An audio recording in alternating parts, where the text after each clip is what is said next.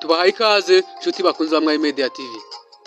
Uyu mwanya ni umwanya tugiye kwereka ku kiganiro cyacu kivuga ku ndangamurage hitwa Irutare mu karere ka Gicumbi mu ntara y'Amajyaruguru.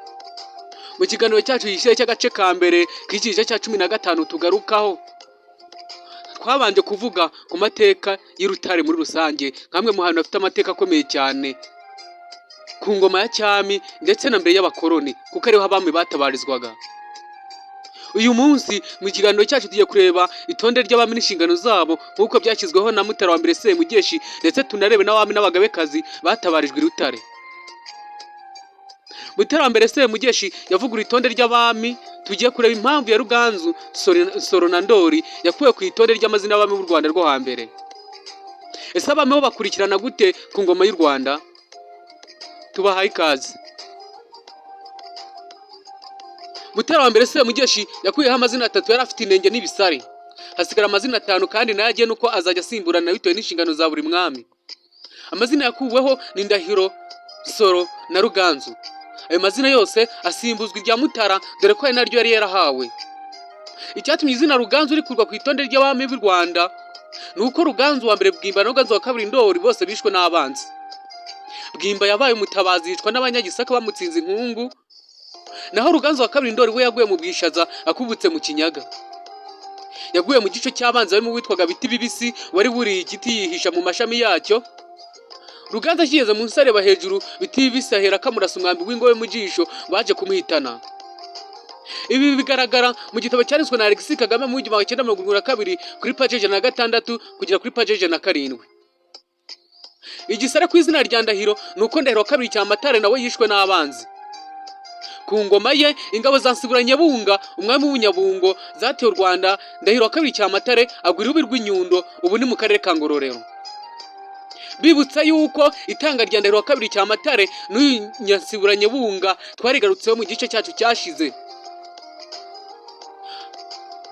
Aho ngaho Ndahiro wa kabiri Cyamatare yaguye bava ko ngo ari mu karere ka Ngororero ni hakurya y'umugezi wa Kibirira.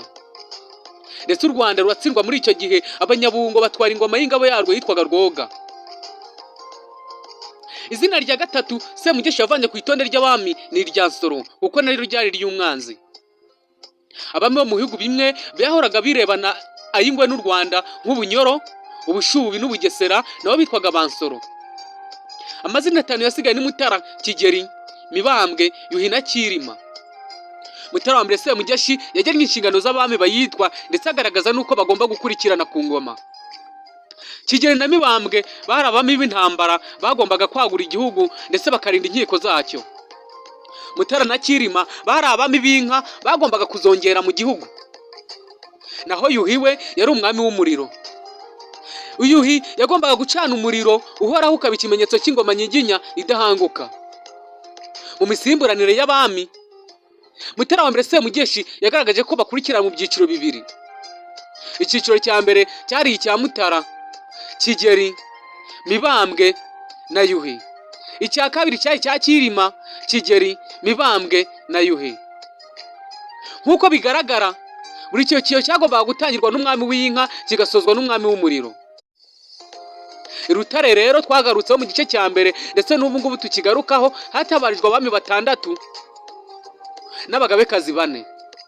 Umwe mu batabarijwe bwa mbere ni Kigeri wa mbere Mukobanya, atabarijwe ahitwa Inyansenge hafi ya Rwesero ku kiyaga cya Muhazi. Umusezero we ubu nta kimenyetso kiwuranga kuko n'ishyamba ry'urugege ryari ryacitse kubera kuhahinga. Uwa kabiri ni Mutara wa mbere Semugeshi watabarijwe ahitwa ku Rurembo. Kugeza muri za 1960 ku musezero hari ibiti by'imivumu n'ibihondohondo, ariko ubu nta bigihari. Ubwo bazanaga umugogo w'uyu mwami Rutare, abaremerewe basanze Mwange, umugezi ugabanya Gicumbi na Rulindo. Iyi umugezi ugabanya Gicumbi na Rulindo witwa Mwange wasanze wuzuye, nuko abaremerewe babura aho banyura. Nuko bamaze kura bambukira bacumbika igitambi. Ku munsi ukurikiyeho bavunje urufunzo bashaka ikirari. Aho bambukiye bahita ku cyambu cya Mutara. Aho ngaho abaremerewe bambukiye muri icyo gihe ubu ngubu bahita ku cyambu cya Mutara. Aho hantu hakomejwe kwita ku cyambu cya Mutara kugeza na magingaya. umwami wa gatatu watabarijwe i Rutare ni Kigeli wa kabiri Nyamuheshera. yari yatabarijwe i Burenge na Sayo, aha ni mu karere ka Rulindo. Ariko Kigeli wa gatatu Ndabarasa amaze kwima ategeka ko nawe bamujyana i Rutare. Yatabarijwe i Nyansenge hafi ya Kigeli wa mbere Mukobanya. Umwami wa kane watabarijwe i Rutare ni Kigeli wa gatatu Ndabarasa, watabarijwe ahitwa i Kayenzi. Aho i Kayenzi ni mu kagari ka Munanira ku musezero we, ubu hasigaye igiti kimwe cy'umuvumu gishaje cyane. Undi mwami ni Mutara wa kabiri Rwogera. Mutara wa kabiri Rwogera akaba ari we se wa Kigeli wa kane Rwabugiri. Rwogera akaba umwana wa Gahindiro ka Mibambwe Sentabyo. Uyu Mutara wa kabiri Rwogera akaba yatabarijwe ahitwa Irambura. Nubwo ku musezero we nta kimenyetso kiharangwa, muri za 1960 hari ibivumu, none ubu hafi yubatswe Kiliziya Gatolika n'amashuri abanza byaho ngaho. Umwami watabarijwe i Rutare bwa nyuma ni Kigeli wa kane Rwabugiri. Mbibutsa ko Kigeli wa kane Rwabugiri ari umwana wa Mutara wa kabiri Rwogera, akaba na so wa gatanu Musinga. Umusezero we uri mu mudugudu wa Nyakavunga mu kagari ka Kigabiro kandi urubakiye. Umusezero w'umwami Kigeli wa kane Rwabugiri Rutare ubu niho uri. Reka rero tuza tureba mu bagabekazi bane nk'uko twabagarutseho haruguru batabarijwe aho i Rutare. Umugabekazi wa mbere watabarijwe i Rutare ni nyina Kigeli wa mbere Nyanguge, nyina wa Kigeli wa mbere Mukobanya. Yatabarijwe i Nyansenge hafi y'umusezero w'umuhungu we.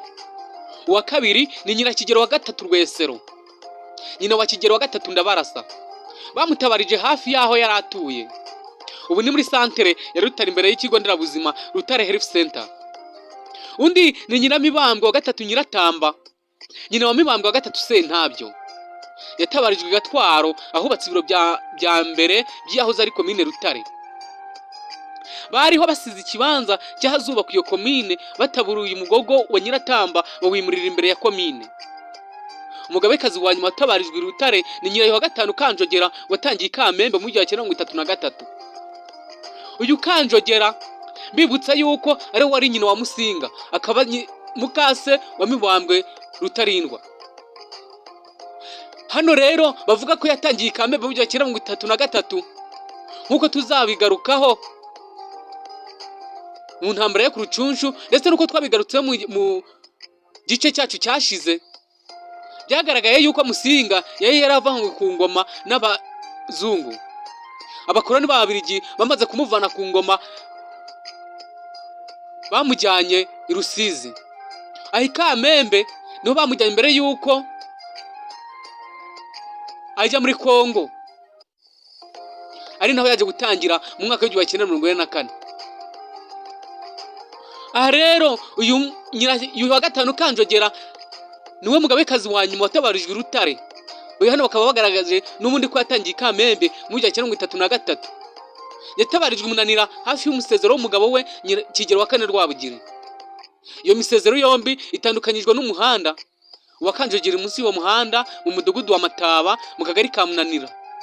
Nyuma yo gucukurwa n'umushakashatsi Von Noten mu 1938 no mu 1972, ikimenyetso gisigaye ahari iriba rya Kanjogera ni igiti cy'umuhati gusa.